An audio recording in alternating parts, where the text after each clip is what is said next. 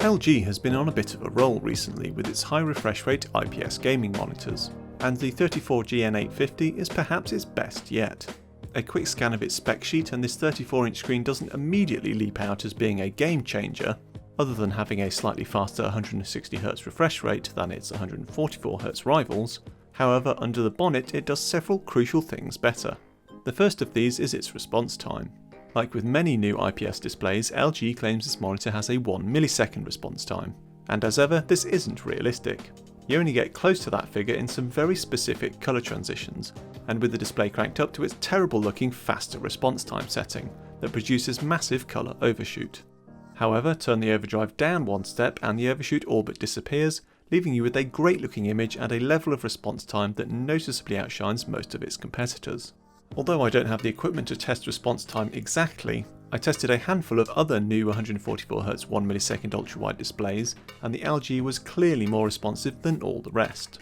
Now, we're not talking the sort of difference that you'll get moving from an IPS panel to a TN panel, or even moving to a 240Hz IPS screen, such as the Acer XV273X. But certainly the combination of the slightly faster 160Hz refresh rate and that class-leading response time makes this display feel like a noticeable step up. The next area where this screen really delivers is in image quality. As an IPS panel, it of course has all the usual good viewing angles and good colour reproduction that you'd expect, but crucially it arrives with near perfect calibration, or at least this sample did. Right out of the box it has excellent colour balance and gamma response. And what's more, unlike its smaller sibling, the 27GL850, the 34GN850 has decent contrast too. It's still a little lower than some IPS panels, with my tests showing it never hit over 1000 to 1 contrast, where some IPS screens can stretch to 1200 to 1, but it's a massive improvement over the 700 to 1 of the 27GL850.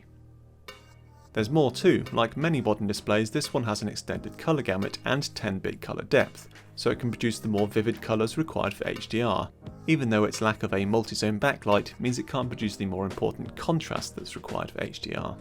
This extra colour range is good for some things, but isn't what you want for most image and video editing or desktop work.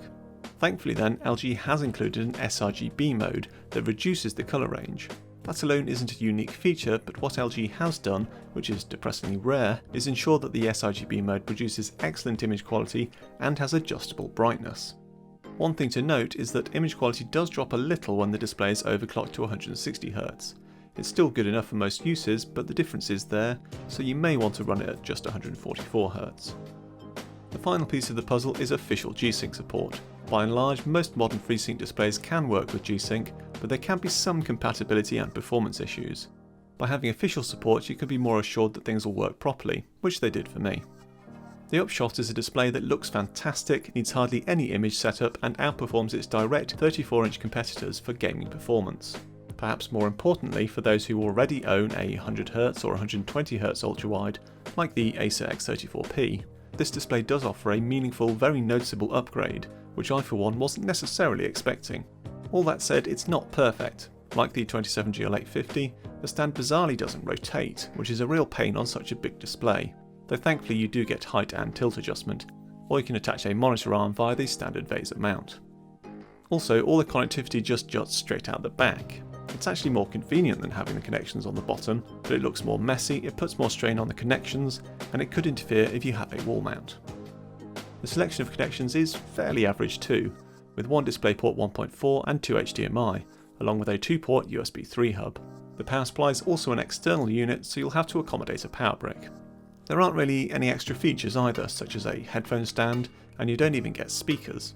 None of these are significant issues on their own, but they do add up. Perhaps more importantly, you also miss out on any backlight strobing blur reduction mode.